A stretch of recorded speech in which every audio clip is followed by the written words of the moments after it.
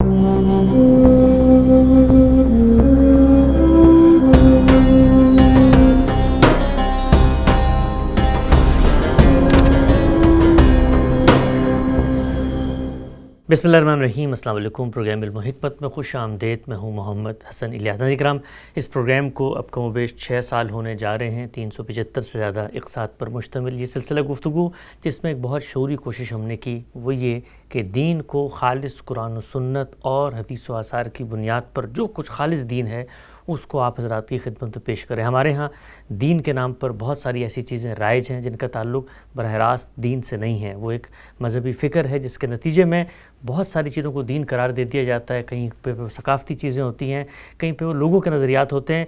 खुदा का दीन खालिस कुरान और सुन्नत की बुनियाद पे पेश करने के लिए दुनिया न्यूज़ के इस प्लेटफॉर्म से हमारी कोशिश जारी है, और हम इस इरादे के साथ हर दफ़ा बैठते हैं कि लोगों को फ़िरका वाराना तासुबात से बालातर होकर खालिस दीन की और दीन से मुतल्लिक जो भी तौज़ीहात हैं गामदी साहब से तलब करेंगे और आप लोगों की खिदमत में पेश करेंगे। आगाज़ करते हैं हज़ब साबिक़ हमारे साथ तशरीफ़ फरमाए जनाब जावेद अहमद गामदी साहब। अस्सलाम वालेकुम गामदी साहब।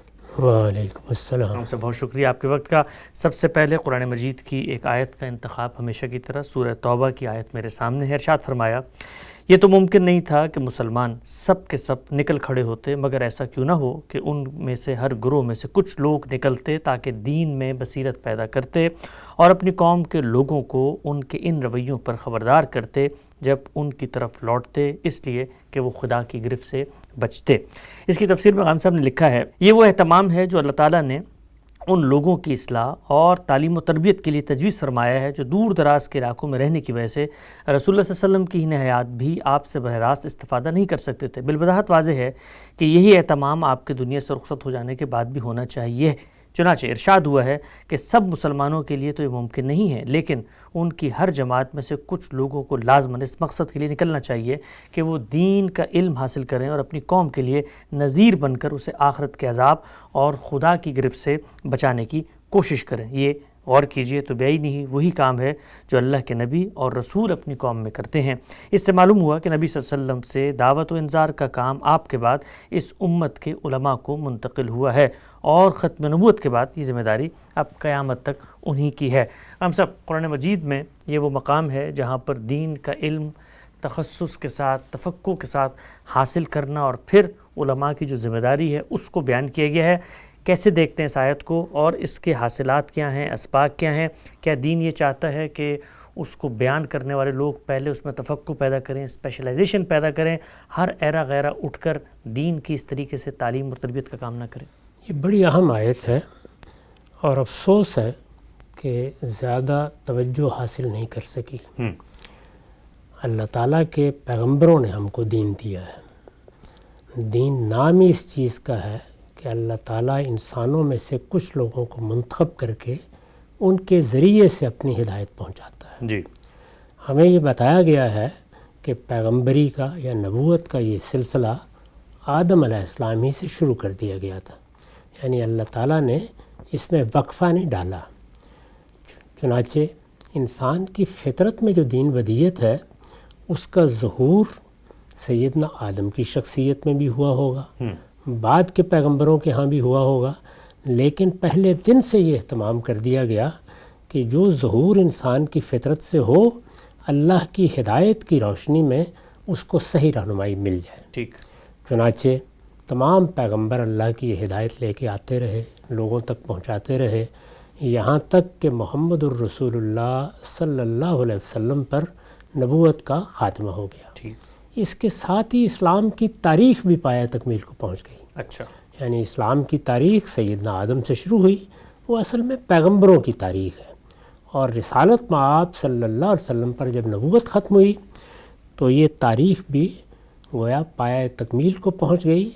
ऐलान कर दिया गया कि अल-यौमा अकमलतु लकुम दीनकुम व अतममतु अलैकुम नेमती व रदीतु लकुमुल इस्लाम दीना। ठीक। अल्लाह ताला ने फरमाया मैंने आज अपना दीन मुकम्मल कर दिया है, यानी जो दीन तुम्हें देना शुरू किया था वो पाया तकमील को पहुंच गया है। ये मेरी नेमत थी, मैंने ये नेमत तुम्हारी फितरत में भी वदियत की है, पैगंबर इस नेमत को तुम तक पहुंचाते रहे हैं, ये इत्माम को पहुंच गई है, यानी मेरी नेमत पूरी हो गई है। अब इसमें कोई چیز رہ نہیں گئی جس کے لیے تم کسی اور طرف دیکھو یا کسی اور چیز کی تمنا کرو. ٹھیک. اور یہ بتا دیا کہ ردیت لکم الاسلام دینا، میں نے تمہارے لیے جو دین پسند کیا ہے وہ قیامت تک اسلام ہے. یعنی وہ پہلے بھی اسلام تھا، وہ اب قیامت تک یہی اسلام رہے گا. یہ ہدایت جب پیغمبروں کے ذریعے سے پائے تکمیل کو پہنچ گئی، پوری طرح دے دی گئی، تو رسالت میں آپ صلی اللہ علیہ وسلم اپنے پیچھے کیا چھوڑ کر گئے؟ وہ سنت جو آپ نے جاری کر دی، جس پر ہم عمل پیرا ہوتے ہیں، نماز پڑھتے ہیں، روزہ رکھتے ہیں، حج و عمرہ کرتے ہیں، اعتکاف میں بیٹھتے ہیں، اسی طرح عبادات ہیں، تطہیر بدن کی بعض چیزیں ہیں. یہ جتنا اہتمام ہے یہ حضور نے ہمیں سکھایا، پیغمبروں نے سکھایا، اور اس کو گویا ہم اپنے لیے اب گویا مسلمانوں کے طریقے کے طور پر اپنائے ہوئے ہیں. اس کے ساتھ بہت بڑی نعمت، بڑی غیر معمولی نعمت، اللہ کی کتاب. اللہ کی کتاب جو گویا ہمارے لیے وہ تمام حدود متعین کر دیتی ہے جن میں ہم کو دین سمجھنا ہے، جن کے اندر دین کا فہم حاصل کرنا ہے، اور جس کے حدود اربعی سے باہر ہمیں ہر چیز کو نظر انداز کر کے اس کتاب ہی پر اپنے فکر کی بنیاد رکھنی ہے. تو اللہ کی کتاب قرآن مجید، رسالت مآب صلی اللہ علیہ وسلم کی سنت، یہ دونوں چیزیں ہیں جو اللہ کے پیغمبر نے اپنے پیچھے چھوڑی ہیں. اس کے بعد ظاہر ہے کہ یہ امت ہے، قیامت تک لوگ اس میں ایمان لا کے شامل ہوتے رہیں گے. جو لوگ ایمان لا چکے ہیں، دنیا کے عام قاعدے کے مطابق وہ اپنی اولاد تک یہ دین پہنچائیں گے. ان کی اولاد بھی اسی دین کے ماننے والوں کی حیثیت سے دنیا میں زندگی بسر کرے گی. تو اللہ تعالیٰ نے ان کے لیے اصلاح کا کیا اہتمام کیا ہے. یعنی اس سے پہلے جو پیغمبر آتے تھے وہ ہدایت بھی پہنچاتے تھے اور اس ہدایت کی طرف توجہ بھی دلاتے تھے. قرآن مجید کے بارے میں بارہا عرض کر چکا ہوں کہ وہ صرف ہدایت ہی نہیں پہنچا رہا، اس کے ساتھ اس ہدایت کا استدلال بھی بیان کر رہا ہے. اور صرف استدلال ہی نہیں بیان کر رہا، اس ہدایت کی بنیاد پر لوگوں کو خبردار بھی کر رہا ہے، توجہ بھی دلا رہا ہے، انذار بھی کر رہا ہے، متنبہ بھی کر رہا ہے. اسی کو قرآن مجید نے نذیر کے لفظ سے ادا کیا ہے. یعنی یہ قرآن مجید نذیر للعالمین ہے، پوری دنیا کے لیے اللہ کی طرف سے خبردار کرنے کا ذریعہ ہے. تو رسالت مآب صلی اللہ علیہ وسلم نے جب دنیا چھوڑی ہے تو اس وقت یہ ایک بڑا سوال تھا، بلکہ آپ کے آخری زمانے ہی میں تھا، کہ وہ لوگ جن تک آپ کی تعلیمات تو پہنچ گئی ہیں لیکن وہ براہ راست آپ سے استفادہ نہیں کر سکتے. جیسے آپ ان کو خبردار کر سکتے تھے، یہ سہولت ان کو حاصل نہیں ہے. تو ان کے لیے کیا ہونا ہے؟ قرآن مجید نے اس آیت میں اس سوال کا جواب دیا ہے. اور اس طرح گویا خود بتا دیا ہے کہ یہ کتاب ہدایت ہے. اس کتاب نے اللہ کے دین کے فلسفے اور حکمت کو، اس کی ہدایت کے اصول، مبادی سب بیان کر دیے ہیں. اللہ کے پیغمبر نے اپنی سنت جاری کر دی ہے.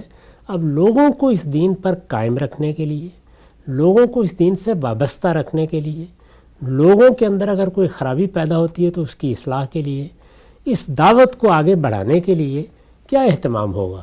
وہ اہتمام تمام پہلوؤں کو ملحوظ رکھ کے اس آیت میں بیان کر دیا ہے. اس میں سب سے پہلی بات وہ کہی ہے جس کی جانب آپ نے اشارہ کیا، کہ کچھ لوگ اس کے لیے اپنے آپ کو وقف کریں. یعنی دنیا میں جس طرح لوگ پیدا ہوتے ہیں تو وہ اپنے لیے کوئی شعبہ چن لیتے ہیں، کوئی خاص میدان منتخب کر لیتے ہیں. ان کی دلچسپی کاروبار سے ہو سکتی ہے، کسی ہنر سے ہو سکتی ہے، کسی اور کام سے. دنیا میں بہت سے علوم و فنون ہیں. لوگ ہیں وہ سائنس کے ماہر ہوں گے، فلسفے کے ماہر ہوں گے، اسی طرح نفسی علوم، مادی علوم کی بے شمار قسمیں ہیں. ہمارے زمانے میں سیاسیات، معاشیات، معلوم نے کیا کیا علوم پیدا ہو گئے ہیں. طب خود انسانیت کی ایک بڑی ضرورت ہے، تو لوگ اپنے آپ کو وقف کرتے ہیں. اگر آپ غور کر کے دیکھیں تو جب کسی خاص فن یا علم کو آدمی اپنا انتخاب بناتا ہے تو وہ گویا اپنا پورا وجود اس کو دے دیتا ہے، اس کے لیے اپنے آپ کو وقف کر لیتا ہے. پھر اس کے بعد اس کی توجہات کا مرکز اصلاً وہی علم ہوتا ہے. تو اللہ تعالیٰ نے فرمایا کہ سب مسلمان تو یہ نہیں کر سکتے. اللہ کی دنیا بڑے تنوع کے ساتھ پیدا کی گئی ہے، اس کو اسی طرح چلنا ہے. تو اس میں جیسے کوئی آدمی اپنے لیے طب کے شعبے کا انتخاب کرتا ہے، کوئی مہندس بنتا ہے، کوئی سائنس کے شعبے کا انتخاب کرتا ہے، کوئی فلسفیانہ مباحث سے دلچسپی رکھتا ہے، کوئی سیاست اور معیشت کے بعض خدمات اختیار کرتا ہے، تو لوگ اپنے لیے مختلف پیشے، مختلف میدان، مختلف شعبے انتخاب کر کے ان کو اپنی زندگی کا مقصد بنا لیتے ہیں، یا اپنی جد و جہد اور اپنی تگ و دو کا حاصل وہی سمجھتے ہیں۔ تو کچھ لوگ یہ کریں کہ وہ مسلمانوں کے اندر سے اپنے آپ کو دین کے علم کے لیے وقف کریں۔ ظاہر ہے کہ اس کو ہم سادہ تعبیر میں کہیں گے دین کے عالم بنیں۔ تو دین کے عالم بننے کے لیے جو تعبیر اختیار کی گئی ہے وہ ہمیں متنبع کرتی ہے۔ وہ یہ ہے، یعنی جس طرح پہلی بات یہ ہے کہ سب لوگوں کو یہ کام نہیں کرنا۔ بعض لوگ ما کان المؤمنون لینفروا کافہ، اللہ تعالیٰ کا مطالبہ یہ نہیں ہے کہ ہر بچہ جو مسلمانوں کے ہاں پیدا ہو وہ عالم بن جائے۔ سب کو عالم بنانے کی ضرورت نہیں ہے، دنیا کو تمام چیزوں کی ضرورت ہے، اور اپنے اپنے ذوق اور رجحان کے لحاظ سے لوگ اپنے لیے شعبہ زندگی کا انتخاب بھی کرتے ہیں۔ تمہارے لیے اتنا ہی کافی ہے، یعنی مسلمانوں کی پوری جمعیت کو کہا ہے کہ تمہارے اندر سے کچھ لوگ اپنے آپ کو اس کام کے لیے وقف کر دیں۔ ظاہر ہے کہ اس میں یہ چیز مضمر ہے کہ جس کے اندر کوئی فطری ذوق ہے، فطری رجحان ہے، وہ اس کو اپنی زندگی کا انتخاب بنا سکتا ہے۔ پھر ظاہر ہے کہ ہر علم کے کچھ تقاضے ہوتے ہیں، اور کسی شعبے کو آپ اختیار کرتے ہیں تو اس کی ایک اخلاقیات ہوتی ہے۔ آپ کہتے ہیں نا یہ اطباء کی کا پروفیشنل ایتھکس ہے، تو علماء کے لیے بھی ایک خاص سیرت، ایک خاص کردار مطلوب ہوتا ہے۔ جو لوگ اس کا تحمل کر سکتے ہوں وہ اس شعبے کو اختیار کریں، اور وہ چند لوگ ہوں کافی ہے۔ اس کے بعد آگے کیا فرمایا ہے، لیتفقہوا فی الدین۔ یہ نہیں ہے کہ آپ نے 2-4 کتابیں پڑھ لیں، آپ نے کچھ تھوڑا بہت جہاں تہاں سے چیزوں کو سن لیا، نہیں، آپ دین کی وہ بصیرت حاصل کریں جو آخری درجے کی بصیرت ہو، اپنی استعداد کے مطابق۔ ظاہر ہے کہ آخری درجے تک تو کوئی انسان بھی نہیں پہنچ سکتا، لیکن اپنی طرف سے یہ کوشش کریں کہ جو کچھ بھی آپ حاصل کر سکتے ہیں وہ آخری درجے میں ہونا چاہیے۔ لیتفقہوا فی الدین، یعنی الفاظ ہیں تفقہ فی الدین پیدا کرو، دین کی حقیقی سمجھ پیدا کرو، دین کی حقیقی بصیرت حاصل کرو۔ یہ حقیقی بصیرت حاصل کرنے کا معاملہ ظاہر حالات کے لحاظ سے مختلف علوم کو سیکھنے کو لازم کرے گا۔ یہ بتائے گا کہ کیا کیا چیزیں ہیں جو انسان کے علم میں ہونی چاہیے، کن چیزوں کی طرف اسے رجوع کرنا چاہیے، اپنے پس منظر کے لحاظ سے کن چیزوں کو دیکھنا چاہیے۔ تو یہ تمام چیزیں گویا اس کے لوازم کی حیثیت رکھتی ہیں۔ جس چیز کی طرف توجہ دلانا مقصود ہے وہ یہ ہے کہ یہ کام وہ کریں، اور کس طرح کریں، مدینے میں آ کے کریں۔ اچھا، یعنی رسالت مآب صلی اللہ علیہ وسلم کی صحبت میں آ کے کچھ وقت گزاریں، وہاں یہی الفاظ ہیں۔ تو اس سے یہ بھی معلوم ہوا کہ علم باقاعدہ طریقے سے حاصل کرنا ہے، یہ چلتے پھرتے ہیں، یعنی یہ جس طرح روایت علم کی قائم ہوگی، اس وقت اللہ کا پیغمبر موجود تھا، ان کے بعد بھی ظاہر علم کی یہ روایت پیدا ہوگی، تو پھر ان لوگوں کے پاس جا کے ان کی صحبت میں رہ کے سیکھا جائے جو اس روایت کو لے کر چل رہے ہوں۔ تو اس طریقے سے دین کی حقیقی بصیرت کی طرف توجہ دلائی، اور پھر فرمایا کہ جب وہ وہاں سے لوٹیں، یعنی یہ علم حاصل کر لیں، دین میں بصیرت پیدا کرنے میں کامیاب ہو جائیں، اللہ ان پر عنایت فرمائے، وہ اللہ کی اس عنایت سے بہرہ یاب ہوں، تو پھر وہ لوٹیں اور اپنی قوموں کو جا کر انذار کریں، یعنی خبردار کریں۔ اس طرح گویا اللہ تعالیٰ نے یہ بتا دیا کہ اس کی طرف سے جو اہتمام ہے وہ یہ اہتمام ہے۔ دین کے علماء ہوں گے، دین کے علماء سچی بصیرت پیدا کریں گے، دین کو اس طرح سیکھیں گے جس طرح سیکھنے کا حق ہے، ان لوگوں سے سیکھیں گے جو رسالت مآب صلی اللہ علیہ وسلم سے اس روایت کو لے کے آگے چل رہے ہیں۔ جب وہ اس کو سیکھ لیں گے تو ان کو کیا کام کرنا ہے، ان کو اپنی قوموں کو خبردار کرنا ہے، یعنی کوئی سیاست نہیں کرنی، کوئی لوگوں کے اوپر داروغہ نہیں بننا، ان کو انذار کرنا ہے، خبردار کرنا ہے۔ تو اس سے یہ بات واضح ہو گئی کہ ہماری امت کے لیے اصلاح کا کیا طریقہ خود اللہ پروردگار عالم نے تجویز فرمایا ہے، چنانچہ اسی طریقے کو محکم پکڑنا چاہیے۔ یہ بات پچھلی تاریخ کے اوپر بھی اگر نظر ڈال کے دیکھیں تو واضح ہو جاتی ہے کہ اگر اس سے انحراف کر کے کوئی طریقہ اختیار کیا گیا ہے، مثال کے طور پر جب دین کے ساتھ تصوف کا پیوند لگایا گیا تو اس میں پیر مرید پیدا ہو گئے، یہ دین کے لیے، دین کی روایت کے لیے اور اللہ تعالیٰ کے ارشادات کے لیے ایک اجنبی چیز ہے۔ اچھا، اسی طرح بعض جماعتیں، بعض تنظیمیں وجود میں آ گئیں جو مذہبی لحاظ سے امت کے اندر ایک امت بنا دیتی ہیں. یعنی اس امت کو امت مسلمہ کہا گیا ہے اور اس جماعت کو جماعت المسلمین کہا گیا ہے. سب مسلمان مذہبی لحاظ سے ایک جماعت ہے. میری اور آپ کی شناخت کیا ہے؟ ہم مسلمان ہیں. لہذا مسلمانوں کے اندر مذہبی شناخت کے ساتھ کوئی اور چیز وجود میں آنی نہیں چاہیے. یہاں ایک ہی ربط و تعلق پیدا ہوگا. علماء ہوں گے، ان کے تلامذہ ہوں گے، ان کے مخاطبین ہوں گے، وہ انذار کریں گے، وہ دین پہنچائیں گے، وہ دین سکھائیں گے، سیکھنے والے ہوں گے. گویا وہی بات ہوگی جو رسالت مآب صلی اللہ علیہ وسلم نے فرمائی کہ خیرکم من تعلم القرآن وعلمہ. تم میں سے بہترین لوگ وہی ہیں جو اللہ کی کتاب کو سکھا رہے ہوں، اللہ کی کتاب کو سیکھ رہے ہوں. تو اس طرح گویا مسلمان امت کے بارے میں یہ واضح کر دیا گیا کہ نہ اسے پیری مریدی میں ڈھلنا ہے، نہ اسے کسی کے سامنے زانوئے تلمس طے کرنے کے سوا کوئی اور تعلق اس سے پیدا کرنا ہے. یہ معلم اور متعلم کا تعلق ہے جس کے ساتھ لوگوں کو زندگی بسر کرنی ہے. سکھانے والے اس درجے کے ہونے چاہیے، سیکھنے والی پوری امت ہے. اور اس امت کی شناخت کیا ہے؟ وہ جماعت المسلمین ہے. اس کی شناخت کیا ہے؟ وہ امت مسلمہ ہے. یعنی مذہبی حیثیت سے وہ جماعت جس کا مجھے حصہ بننا ہے، مذہبی حیثیت سے وہ جماعت جو میری شناخت بنتی ہے، وہ اللہ تعالیٰ نے بتا دیا کہ وہ کون سی امت ہے اور وہ کون سی جماعت ہے. اس کے اندر اب جماعتیں بنانا، اس کے اندر مذہبی بنیاد پر تنظیمیں قائم کرنا، اس کے اندر کوئی نئی شناختیں پیدا کرنا، اس کے اندر نئے افراد کے ایسے حلقے بنانا کہ جس میں وہ پیغمبر کی بجائے مرجع بن جائیں، اس کی کوئی گنجائش ہی نہیں ہے. یعنی اللہ کے پیغمبر کے ساتھ ہماری محبت اور ہماری عقیدت وہ دین کا تقاضا بن گئی. اللہ پروردگار عالم کی توحید کے ہم علمبردار ہو گئے. اللہ کی کتاب ہمارے پاس موجود ہے. اللہ کے پیغمبر کی سنت اس امت کے اندر اجماع اور تواتر سے جاری ہے، اور علماء ہیں جن سے ہم دین سیکھتے ہیں اور جس کے بارے میں مطمئن ہو جاتے ہیں اس سے سیکھتے رہتے ہیں. اطمینان نہیں ہوتا، کسی دوسرے سے سیکھنا شروع کر دیتے ہیں. نہ یہاں کوئی تقلید ہے، نہ یہاں کوئی تکفیر ہے. تو اللہ تعالیٰ نے جو راستہ بیان کیا وہ یہ راستہ ہے. اور اس طرح گویا ہمیں بتا دیا کہ ہماری تگ و دو دین کی خدمت کے باب میں یہی ہونی چاہیے کہ اگر کسی کو اللہ نے توفیق دی ہے تو دین کا عالم بنے، دین کی سچی بصیرت پیدا کرے، دین کا علم اس طرح سیکھے جس طرح کے سیکھنے کا حق ہے. اور اس کو کام کیا کرنا ہے، اس کا کام بھی بیان کر دیا. وہ لوگوں کے سامنے دین بیان کرے، ان کو دین سکھائے، ان کو دین کی تعلیم دے، لوگوں کو خبردار کرے. تو یہ رشتہ قائم کر دیا گیا جس کو زیادہ سے زیادہ آپ تعبیر کریں گے تو کیا ہے؟ معلم اور متعلم کا رشتہ. یعنی یہ نہ پیر اور مرید کا رشتہ ہے، انہیں یا مقلدین کا رشتہ ہے. یہ رشتہ اصل میں سیکھنے والوں کا اور سکھانے والوں کا رشتہ ہے. اس کو خود اللہ پروردگار عالم نے اتنی خوبی سے واضح کر دیا ہے اور اس کام کی نہ صرف یہ کہ نوعیت متعین کر دی ہے کہ یہ خبردار کرنے کا کام ہے، یہ لوگوں کو متنبع کرنے کا کام ہے، یہ دین کی طرف توجہ دلانے کا کام ہے، یہ قرآن مجید کے انذار کو ان تک پہنچانے کا کام ہے.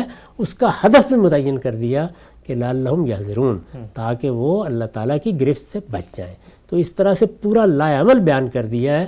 اس کو محکم پکڑ کر اگر رکھا جائے اور اس میں بدعات داخل نہ کی جائیں، انحرافات پیدا نہ کیے جائیں، تو آج بھی اس امت کے لیے صحیح لائعمل یہی ہے. سبحان اللہ. بڑی خوبصورتی سے آپ نے بڑی تفصیل سے اس نقطے کو واضح کیا. اچھا، دو پہلو اس آیت میں ایسے زیر بحث آئے ہیں، اگرچہ ان سے ایک مفہوم اور لازم نتیجہ برآمد ہوتا ہے. میں آپ سے چاہتا ہوں اس کی ذرا آپ توضیح فرمائیے گا.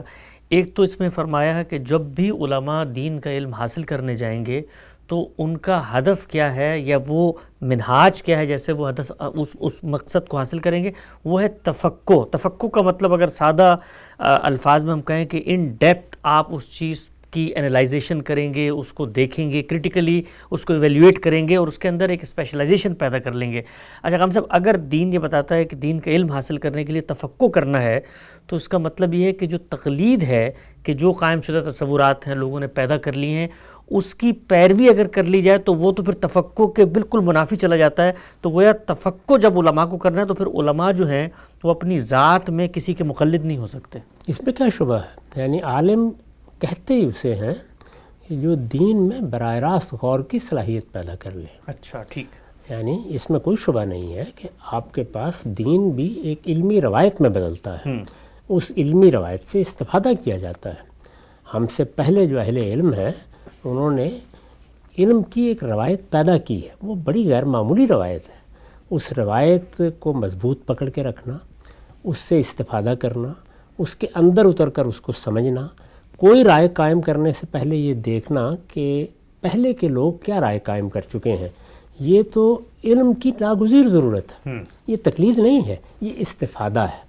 یعنی آپ نے رسالت مآب صلی اللہ علیہ وسلم کے بعد جو علمی روایت پیدا ہوئی، ظاہر اس میں صحابہ کرام نے ابتدا کی ہے. جی.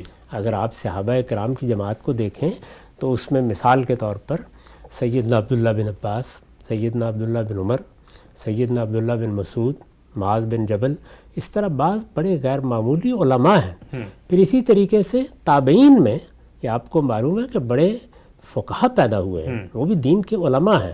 آپ نے سنا ہوگا کہ فقہائے سبع تابعین میں عام طور پر بیان کیے جاتے ہیں. پھر اس کے بعد ائمہ ہیں، بہت سے دوسرے علوم کے ماہرین ہیں، فقہ کے ماہرین ہیں، علم کلام کے ماہرین ہیں. اسی طرح سے جو آلات ہیں، جیسے مثال کے طور پر نحو ہے، لغت ہے، معانی ہے، ان کے ماہرین ہیں. تو یہ سارا علم ہماری روایت ہے، یہ علم کی روایت ہے. یعنی اس میں کوئی تقلید کا سوال نہیں ہوتا. اس علم کی روایتی سے اصل میں ہم آگے بڑھتے ہیں، ٹھیک، اس کو ہضم کرتے ہیں، اس پر غور کرتے ہیں، اس سے استفادہ کرتے ہیں، اس کے اندر اترتے ہیں، اس سے اس تک رسائی کی مہارت پیدا کرتے ہیں، اور اس کے بعد دین کہاں سے سمجھنے کی کوشش کرتے ہیں؟ اسی اللہ کی کتاب سے، پیغمبر کی سنت سے. اور اگر آپ کا علم منتقل ہوا ہے آپ کے ارشادات میں تو اس پر غور کر کے. تو جب دین کا یہ علم ہمیں حاصل ہو جاتا ہے تو اس کے بعد یہ عمل رکتا نہیں ہے، یہ فقہ و تدبر کا منہاج ہے.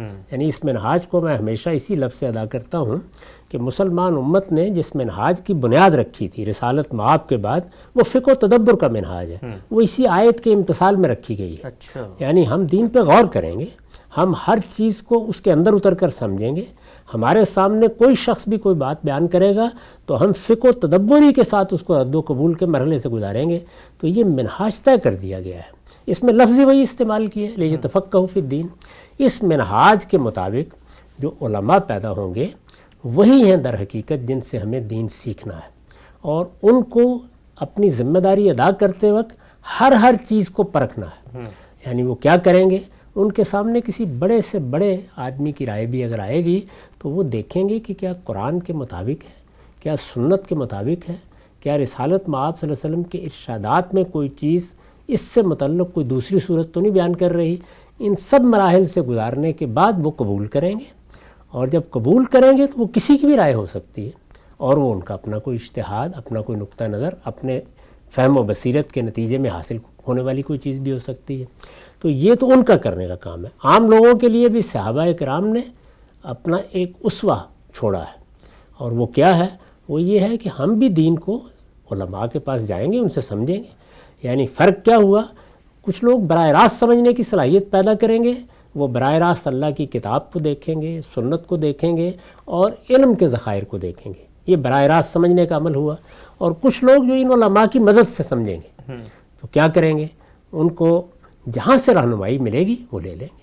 یعنی دین کی روایت تو قائم ہے، قرآن کو وہ خود پڑھ سکتے ہیں، لیکن اگر کہیں مشکل پیش آئے گی تو اپنے زمانے کے علماء کی طرف رجوع کریں گے، ماضی کے کسی عالم کی طرف رجوع کریں گے، اور اس میں اگر اطمینان ہو گیا تو اچھی بات ہے، ورنہ کسی دوسرے سے معلوم کر لیں گے. تو نہ عامت الناس کی سطح پر کسی تقلید کا کوئی سوال ہے، نہ علماء کی سطح پر کوئی تقلید کا سوال ہے. تقلید تو اپنے آخری درجے میں بدعت ہے. اس کا کوئی تصور ہماری دینی روایت میں نہ ہونا چاہیے تھا، اور نہ کبھی صحابہ کرام کے زمانے میں، تابعین کے زمانے میں، تبع تابعین کے زمانے میں یہ لفظ سنا گیا. اس میں جو کچھ ہے وہ اتباع ہے. یعنی صحیح بات سامنے آ گئی، ہم اس کی پیروی کریں گے. صحیح بات معلوم ہو گئی، ہم سر تسلیم خم کریں گے. ہمیں ایک رائے یہاں سے معلوم ہوئی، اس پہ اطمینان نہیں ہوا، کسی دوسرے عالم سے رجوع کر لیں گے. صحابہ کرام کے زمانے میں بھی یہی تھا. یعنی جو لوگ ان سے ملتے تھے ان کی سمجھ میں اگر عبداللہ بن مسعود رضی اللہ عنہ کی بات نہیں آئی تو وہ عبداللہ بن عباس رضی اللہ عنہ کے پاس چلے جاتے تھے.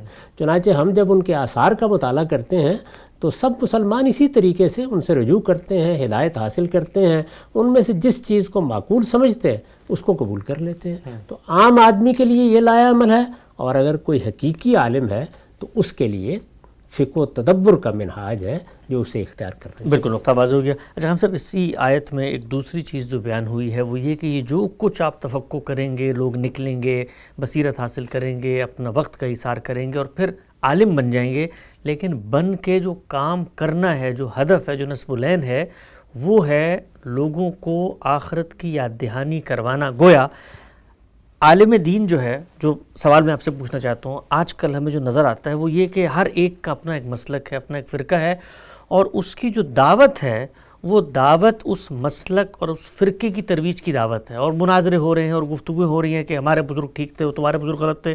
یعنی اگر آپ نے کوئی منہاج اپنا لیا ہے، کوئی میتھڈالوجی دین کو سمجھنے کی آپ کو ٹھیک، تو اس کا جو نتیجہ مرتب ہونا ہے وہ یہ کہ اس میتھڈالوجی کے تحت آپ نے انظار کرنا ہے، نہ کہ وہ میتھڈالوجی خود اس ابلاغ اور دعوت کا موضوع بن جائے۔ اس کو آپ کیسے دیکھتے ہیں ہم صاحب کہ ہمارے ہاں تو میتھڈالوجی دعوت کا موضوع بن گئی اور ہم بیٹھ کر ہی ثابت کر رہے ہوتے ہیں کہ ہمارے علماء ٹھیک ہے، تمہارے علماء غلط ہیں؟ یہ بھی اسی وجہ سے ہوا ہے کہ ہم نے تقلید کو بطور اصول اختیار کر لیا۔ اب ظاہر ہے بطور اصول اختیار کر لیا تو مرجع تقلید متعین ہوگا۔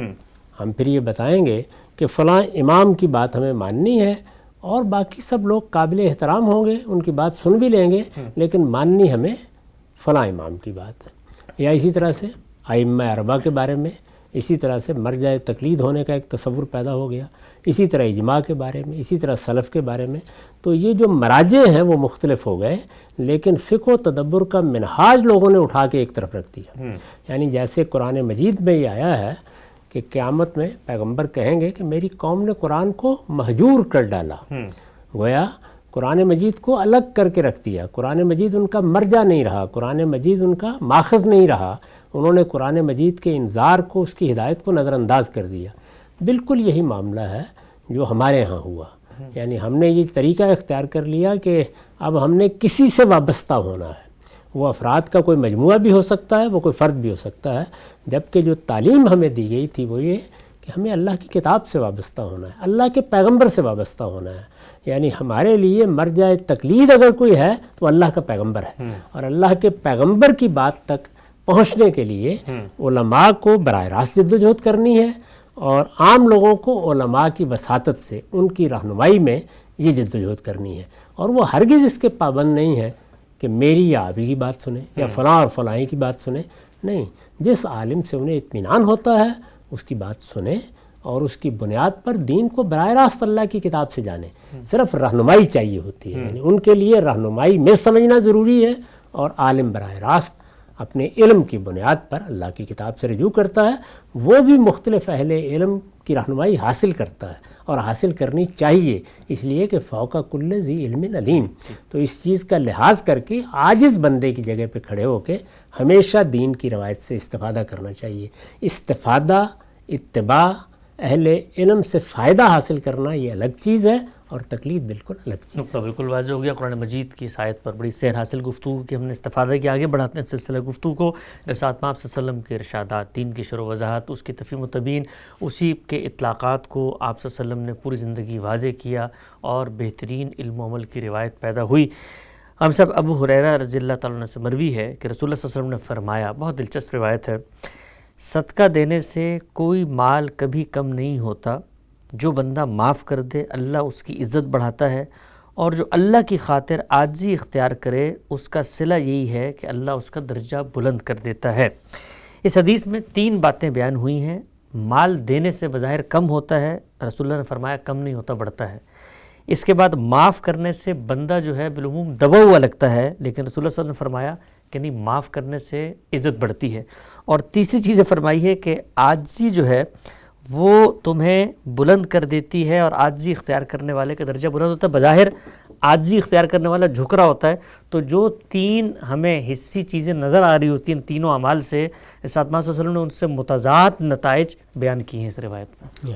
یہ اصل میں ان کی حقیقت واضح کی ہے۔ یعنی دنیا میں اگر تم دنیا کے زاویے سے دیکھو تو تمہیں چیزیں ایک طرح سے نظر آئیں گی، ان کی حقیقت، ان کے مال اور ان کے انجام کے لحاظ سے دیکھو تو تمہارا زاویہ نگاہ بالکل تبدیل ہو جائے گا۔ اور یہی در حقیقت وہ چیز ہے جس کو ہمارے زمانے کے ایک عارف نے اس طرح بیان کیا کہ زندگی آخرت رخی ہونی چاہیے، یعنی تمہارے سامنے اصلاً آخرت ہو، قرآن مجید نے اسی بات کو اس طرح بیان کیا ہے کہ بل تؤثرون الحیات الدنیا، تم اس دنیا کی زندگی کو ترجیح دے بیٹھتے ہو۔ والآخرۃ خیر وابقیٰ، ہمارے دین میں اس میں کوئی حرج کی بات نہیں ہے کہ دنیا آپ کی تگ و دو کا مرکز بنی ہوئی ہے، آپ کما رہے ہیں، آپ دولت مند ہیں۔ یہاں سلیمان و داؤد کی بادشاہیاں رہی ہیں، ان میں سے کوئی چیز بھی ایسی نہیں جس کو مذمت کا ہدف بنایا جائے۔ اصل چیز کیا ہے؟ وہ ہے دنیا ترجیح نہیں بننی چاہیے۔ ترجیح کیا بننی چاہیے؟ آخرت، اس لیے کہ آخرت خیر وابقیٰ ہے، وہ دنیا کے مقابلے میں بہت بہتر ہے۔ یہ دنیا فانی ہے، وہ باقی رہنے والی ہے۔ تو اللہ کے پیغمبر اسی چیز کی تعلیم دیتے ہیں، یعنی ان کی ساری دعوت کا ہدف یہ ہے۔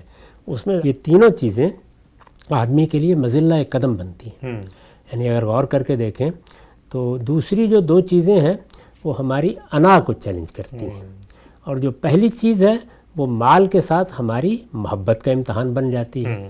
تو یہ چیزیں ہیں جن میں دنیا میں انسان زندگی بسر کرتا ہے، یعنی مال کی محبت، مال حاصل کرنے کی تگ و دو، مل جائے تو اس کو سمیٹ کر رکھنا، یہ انسان کی فطرت میں ایک حد تک ودیعت ہے۔ تو ان چیزوں کو اگر اس طرح سے مظلہ قدم بنا لیا گیا تو پھر انسان پابرجا نہیں رہ سکے گا۔